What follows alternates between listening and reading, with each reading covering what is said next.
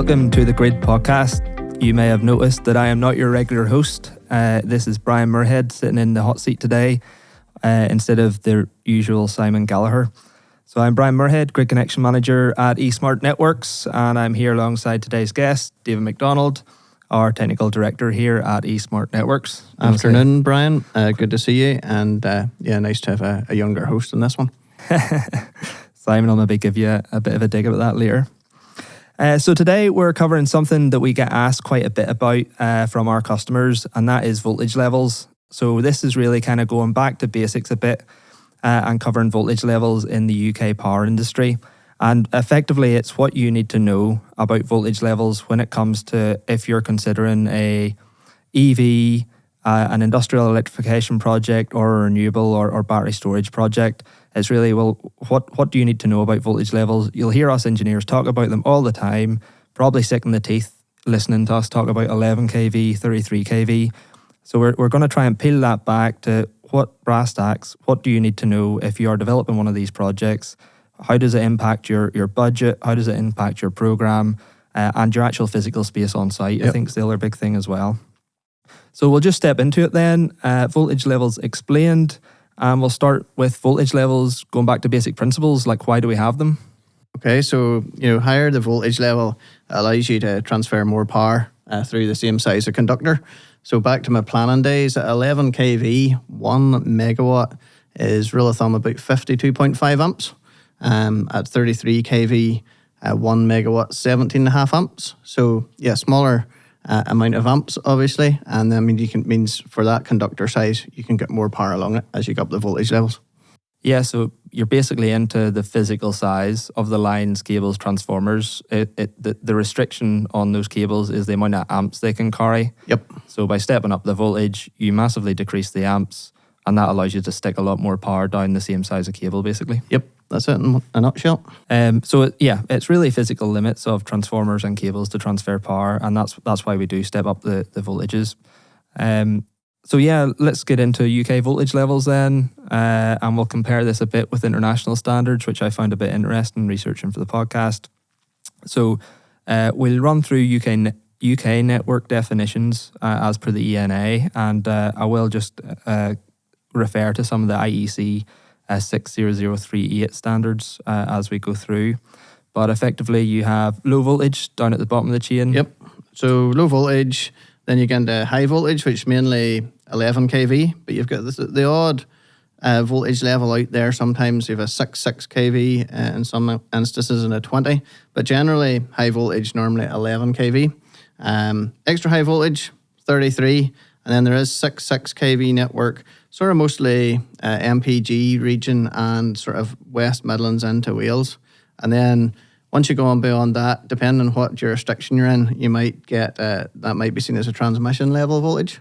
Yeah, so you're above your 33 and 66 kV networks, you're then into your 132 kV or 110 kV as it is in Northern Ireland, which in Northern Ireland and Scotland, that is, you're now into transmission level. And in England and Wales, you're still at distribution level. So that is actually quite a key difference because the transmission connection process is totally different to the DNO connection process. So again, it's worth knowing that distinction if you are operating. Yeah, across the jurisdictions. Yeah, if you're looking to develop a project in Scotland or NI, when you come up into that voltage level, the transmission process is very different. And then above that, I suppose you're into transmission then in England, Wales, Northern Ireland and Scotland, 275 kV and 400 kV. Yeah. Sometimes they'd call those lower transmission voltages sub-transmission, but that just gets it even more confusing. So that's low voltage. High voltage in the UK is 11 kV typically. Extra high voltage, or EHV you might hear us say, is typically 33 kV, but also includes 66. And then you've kind of got that sub-transmission 132, 110 voltage, and then 275, 400 are your standards. Now, I didn't actually know this because I've spent my career in the UK power industry, but I have found this confusion when talking to a lot of renewable developers who've worked across in the continent, where they'll talk about MV, medium voltage, covering 33 kV. So that actually comes from the IEC 60038 standard. So medium voltage in international standards is up to 35 kV. Then high voltage is 35 kV to 230 kV, which is massively different to what you and I call high voltage. And then extra high voltage is above 230 kV in international money. But we're going to stick with the UK ENA standards. It's what we know. And it took me 20 years to learn those, Brian. Don't be trying to get me to relearn voltage levels at this stage. Yeah, exactly. So the big question then, and the reason for the podcast is, what do we need to know about all these voltages if we're considering a new renewable, EV or industrial electrification project? Yeah, well, it's really sort of looking down to how much power you need. It's very much what we're wanting to do is like give you an idea, a rule of thumb of, but it's not an exact science here. What voltage level, how much power you need, what's most likely to be offered to you. And that allows you sort of, as the power capability increases, as you go up the voltage levels, actually so does the cost. So these sort of rule of thumbs. And timescale, and timescale as well. The big one. Yeah, totally. So those are the really important parts to try and balance. And these sort of initial conceptual discussions with customers is really, really important because a lot of times, you probably see it more than me, people will come and say, well, I'm going to do that and I want to connect by this time next year. And very much depending on how much power they need and what voltage level they're connecting to, that can really start to become a problem for their project maybe. Exactly. So let's maybe just run through a few of the different voltage levels and some of those kind of what sort of power you might get at the different voltage levels, and then what your kind of time scale and physical infrastructure impact might look like as well. Yep. And I think it is just worth saying, we're probably not going to cost specifically, but basically as you go up the voltages, you can transmit a lot more power, but it's also going to cost a lot more. And the cost probably rises exponentially as you step up, particularly into 132 kV. Yep. So low voltage then, basically would you say low voltage supply, you're typically maxing out about 1 MVA, 1.5 MVA, something like that? Probably, but that's even when you're actually nearly taking it off a full HV substation, like for much smaller connections or even domestic houses, wherever they're coming off, just your normal sort of LV cable in the street, and very much sort of in the double figures of kVA at that point in time. Yeah, so just straight LV connection with no new HV assets, probably maxing out. This is all very high level, rule of thumb, 100 kVA something around that, yeah. 100 kVA or below, you might get just an LV only connection. Once you're above the 100 kVA, right through to about 1 megawatt, 1 MVA, 1.5 MVA, you're going to be looking at a new HV to LV package substation. So one of those little sort of 3 metre by 3 metre GRP or steel kiosk sort of substation then. And typically those previously would have done maybe 500 homes or something like that. That sort of size of a connection. Yeah. But we're obviously seeing, a single EV charging installation needing the likes of that on its own. No, right. Totally. And as energy transition and heat pumps and everything else happens, that's all going to change as we go forward. Massively. And timescales for that, you're probably looking somewhere in the region of 6 months to a year. Something like that, maybe not even as long, depending just on the nature of it. Some of it can be relatively straightforward for those lower LV, yes. lower LV connections. But if you're needing the HV substation, then sort of six months to a year probably. Yeah, sorry, it was the substation I was basing the 6 months on. Okay, and then just moving up into the 11 kV connections, we've kind of touched on it a little bit with the LV, but pure 11 kV tech and supply at 11 kV then, you're basically looking about, what would you say, 1 MVA to maybe to kind of 10 to 15? Yeah, you start to get into some cable limits in around the sort of double figure mark. So, 7, 8 MVA, you might get away with that. All just depends on, security supply and the resupply that you want for your site. So if you can, supply it from 2 cables, and if one of them, is faulted, then the other cable can, supply the whole load. So yeah, it just depends where you get in. But yeah, you're probably in the high sort of single digits MVAs for that sort of area. Yeah, I've seen a few installations even with 3 cables feeding at 11 kV. Yeah. You get into sort of weird stuff. But yeah, rule of thumb, I would say between 1 to 3 MVA, you'd be looking at a supply off a nearby 11 kV cable. Yep. So you'd be hoping to kind of get a connection on the cable in the street that's already there. Going above 3 MVA, then you're looking at running brand new 11 kV cables right back to the nearest substation, really. Yep. So that there's a big kind of cost differentiator there for people to be aware of, and timescale, that kind of once you tip the balance on, if you can't get connected to the cable outside your street and you have to all of a sudden pay to run a cable the whole way back to a substation, then you need to start looking into, well, where is the substation? How far are you out? And all that sort of thing. So you can be talking to an EV developer or industrial electrification project, and, well, the difference between 3 and 5 MVA doesn't look that much to them, but it can be massively different in electrical terms. And that's why it's important for customers actually to look at their own loads as well, because typically we generally find people maybe overestimate those loads, and initially say, oh, give me 4. But actually, if you can get 3, that might save you both time scale and a huge amount of cost. Equally, those sort of loads in around a sort of town, city network are probably okay to come by most of the time. But like if you happen to be in a Northern Ireland or a Wales or in Scotland where that's a rural connection you're looking for, then that starts to become even more tricky with like maybe overhead lines and whether there's enough capacity in the lines for that, and even into volt drop and stuff. So yeah, those sort of larger connections in around a town and around a city, generally you're closer to the substation. But if you're much more rural, then that becomes even trickier. Okay.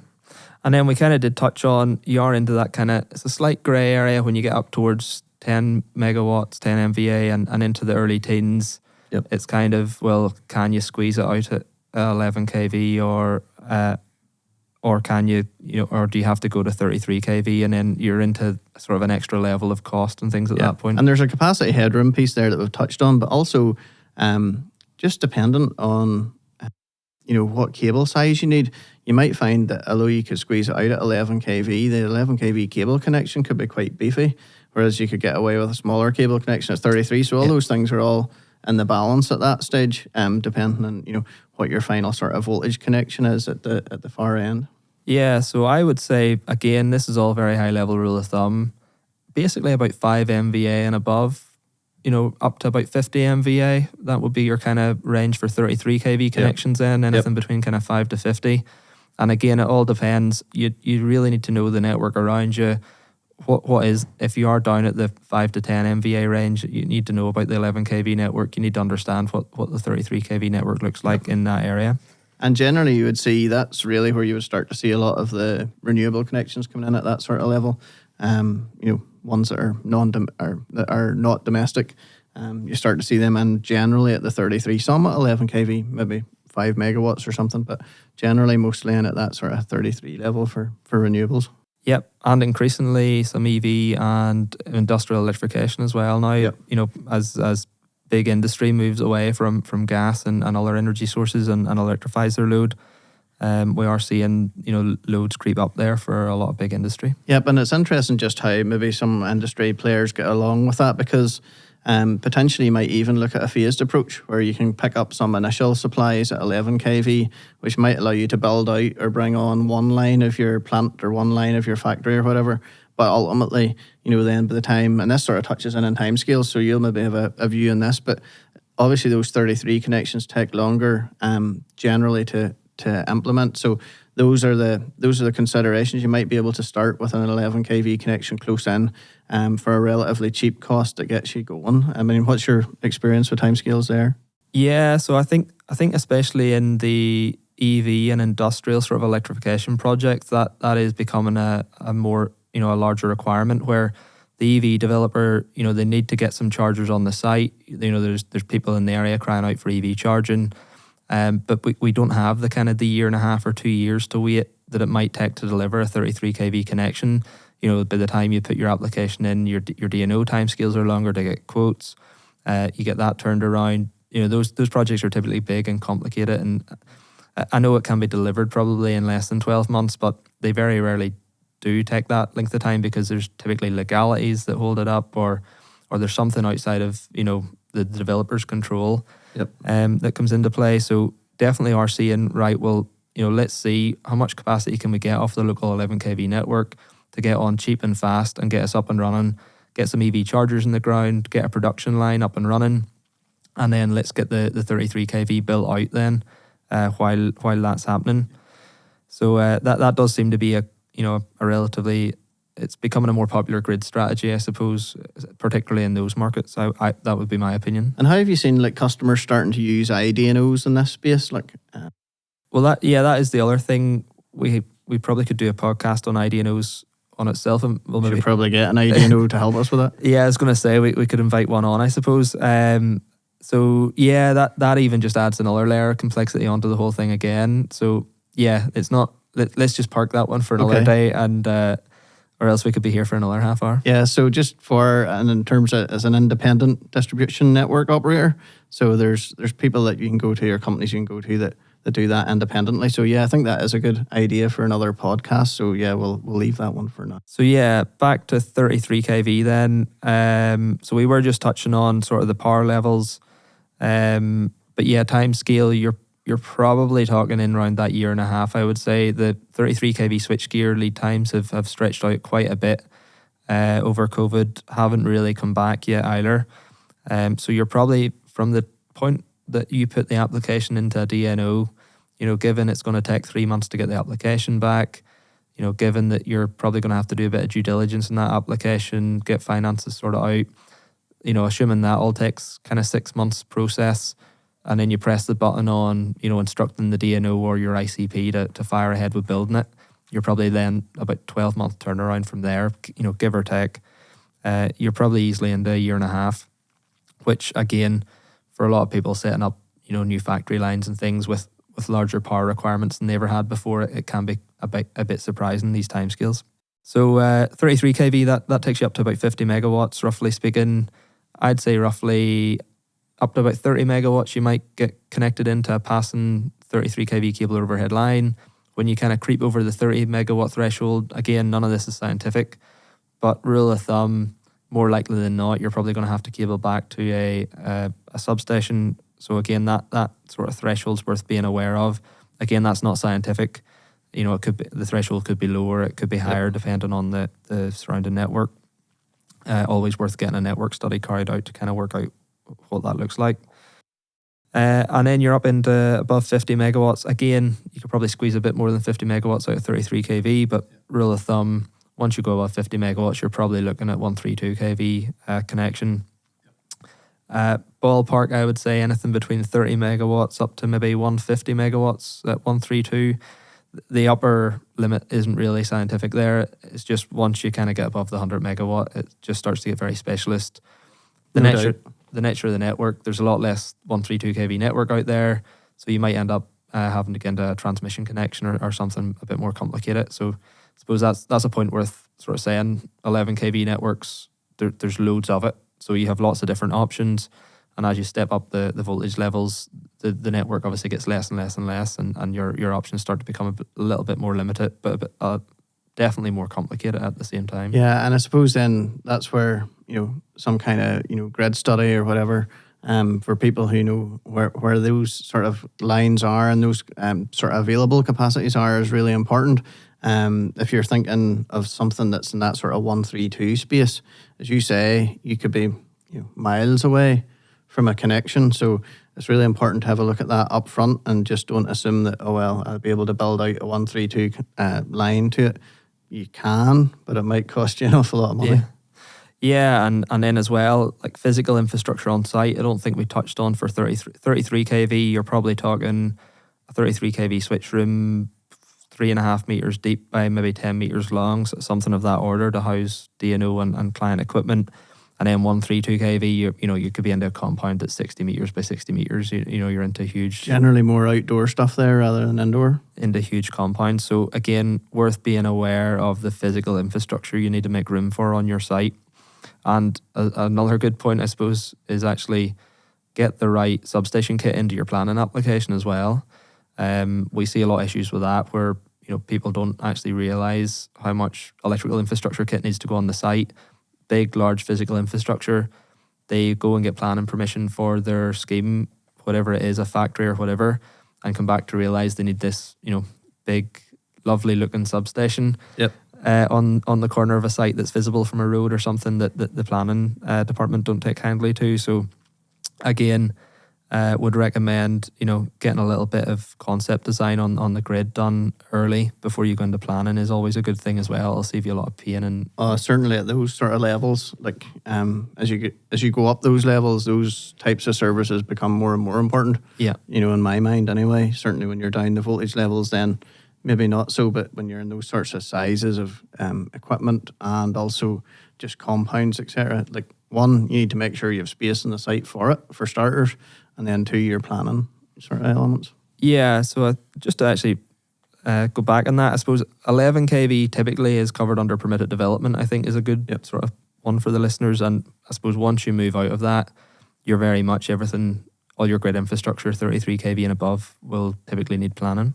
So yeah, and the only other thing we didn't touch on was sort of timescales with 132 kV connections. Is lead times on 132 33 kV transformers is probably the biggest driver there. So setting aside all the kind of getting the connection sorted out with the DNO, getting the capacity secured, those transformers before COVID, we would have been seeing sort of 6 to 9 month lead time.